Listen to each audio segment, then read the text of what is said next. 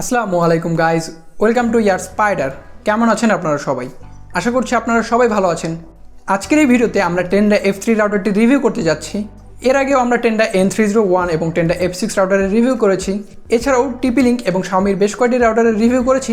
রিভিউগুলো যদি আপনারা এখন পর্যন্ত দেখে না থাকেন, উপরে আই বাটনে লিঙ্ক দেওয়া থাকবে এবং নিচে ডেসক্রিপশন বক্সেও লিঙ্ক দেওয়া থাকবে, আপনারা চাইলে সেখান থেকে দেখে নিতে পারেন, তবে অবশ্যই এই রিভিউটি দেখার পরে। তো আজকের এই ভিডিওতে আমরা টেন্ডা F3 রাউটারটির আনবক্সিং, ডিজাইন, এটাকে আপনারা কীভাবে সেট আপ করবেন, এটার রেঞ্জ কত এবং এটার কী কী পজিটিভ সাইড এবং নেগেটিভ সাইড রয়েছে, সবগুলো নিয়ে ডিটেলসে আলোচনা করব এবং ফাইনালি আপনাদেরকে জানাবো যে এই রাউটারটি কেনা আপনাদের উচিত হবে কি না। আমাদের চ্যানেলের সকল আপডেট জানতে অথবা আপনারা যদি স্পেসিফিক কোনো প্রোডাক্টের রিভিউ চান অথবা আমাদের রিভিউ সম্পর্কে কোশ্চেন করতে পারেন আমাদের ফেসবুক পেজ অথবা ফেসবুক গ্রুপে। এছাড়া নিচে ডেসক্রিপশন বক্সে আমার পার্সোনাল ফেসবুক আইডি এবং ইনস্টাগ্রাম আইডির লিঙ্ক দেওয়া থাকবে, আপনারা চাইলে সেখানে আমার সাথে কন্ট্যাক্ট করতে পারেন। আর আমাদের আজকের এই ভিডিওটি স্পন্সর করেছে গ্যাজেটের দুনিয়া। তাদের কাছে আপনারা রাউটার ছাড়াও যে কোনো ধরনের গ্যাজেট এবং অ্যাক্সেসরিজ খুবই রিজনেবল প্রাইসে পেয়ে যাবেন। ভিডিওতে আমরা প্রাইস বলি না, কারণ প্রোডাক্টের প্রাইস আপ ডাউন হতে থাকে। লেটেস্ট প্রাইস জানার জন্য আপনারা ভিজিট করতে পারেন গ্যাজেটের দুনিয়ার ফেসবুক পেজ অথবা ফেসবুক গ্রুপে। তাদের সম্পর্কে বাকি ডিটেলস আমাদের এই ভিডিওর ডেসক্রিপশন বক্সে পেয়ে যাবেন।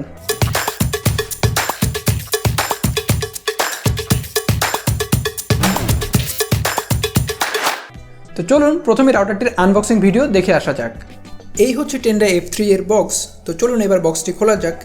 বক্সটি খুললেই প্রথমে আপনারা একটি ইউজার ম্যানুয়াল পেয়ে যাবেন। রাউটারটিকে আপনারা কীভাবে সেট আপ করবেন তা এই ইউজার ম্যানুয়ালে ডিটেলসে লেখা রয়েছে।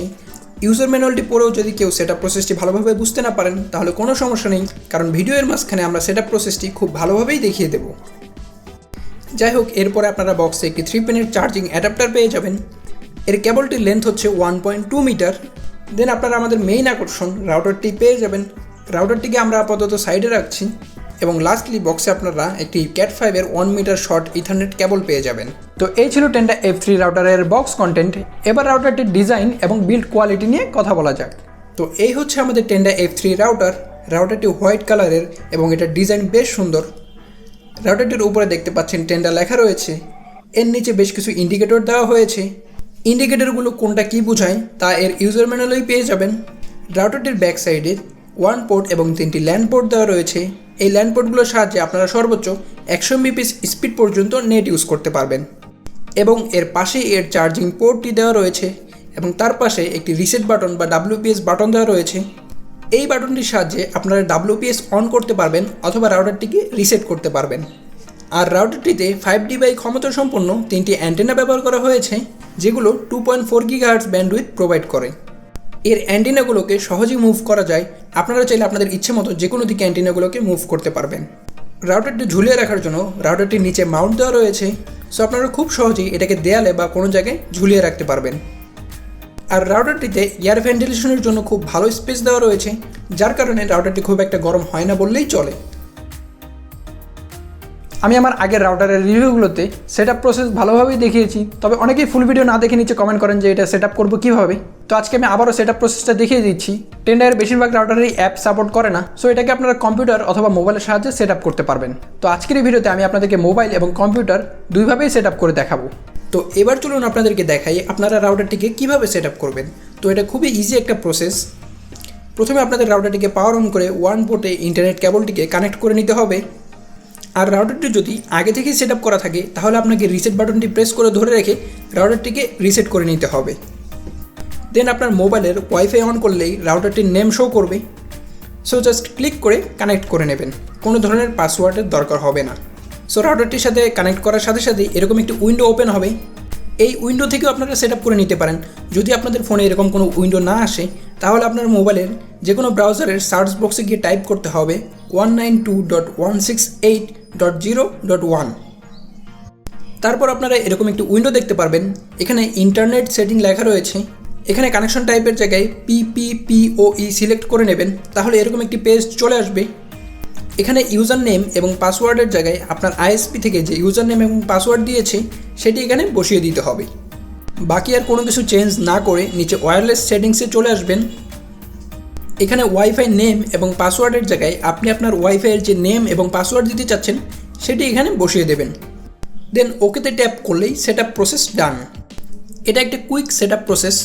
পিসিতেও আপনারা সেম একইভাবে সেট আপ করতে পারেন। তারপরেও যদি আপনারা না পারেন, আমার আগের ভিডিওতে সেট আপ প্রসেসটা দেওয়া রয়েছে, সেখান থেকে চাইলে দেখে নিতে পারেন।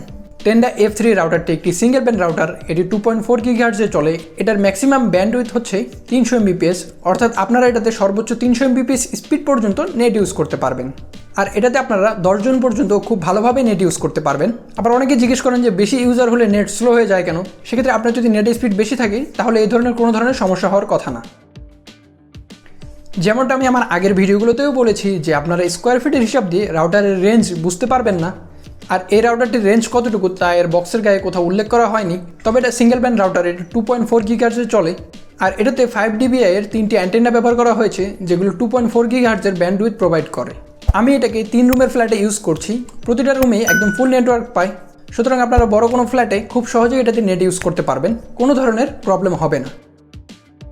আর নেগেটিভ সাইডের কথা বলতে গেলে আমি তেমন কোনো ধরনের নেগেটিভ সাইড পাইনি। অনেক রাউটারে দেখা যায় যে মাঝে মাঝে নেট ছেড়ে দেয়, এটাতে তেমন কোনো ধরনের ইস্যু পাইনি। তবে এটাতে গেস্ট ওয়াইফাইয়ের কোনো ধরনের অপশন দেওয়া হয়নি। সো ফাইনালি এবার আপনাদেরকে বলি যে এই রাউটারটি কেনা আপনাদের উচিত হবে কি না। এই রাউটারটিকে আপনারা মার্কেটে 1200 থেকে 1300 টাকার মধ্যেই পেয়ে যাবেন।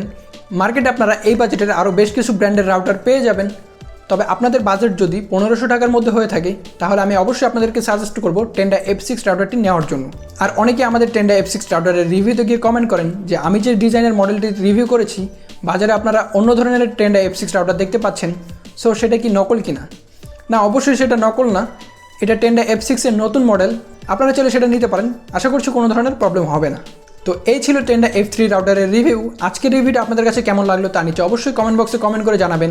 আর আমাদের এই নতুন সেটআপটি আপনাদের কাছে কেমন লেগেছে তাও নিচে কমেন্ট বক্সে কমেন্ট করে জানাবেন। আর আমাদের আজকের এই রিভিউটি যদি আপনাদের কাছে ভালো লেগে থাকে তাহলে অবশ্যই আমাদের চ্যানেলকে সাবস্ক্রাইব করে পাশে থাকা বেল আইকনটি অন করে দেবেন, যাতে করে আমরা নতুন কোনো ভিডিও আপলোড দেওয়ার সাথে সাথেই আপনাদের কাছে নোটিফিকেশন চলে যায়। খুব শীঘ্রই দেখা হচ্ছে নেক্সট ভিডিওতে। Till then take care, tata, bye by.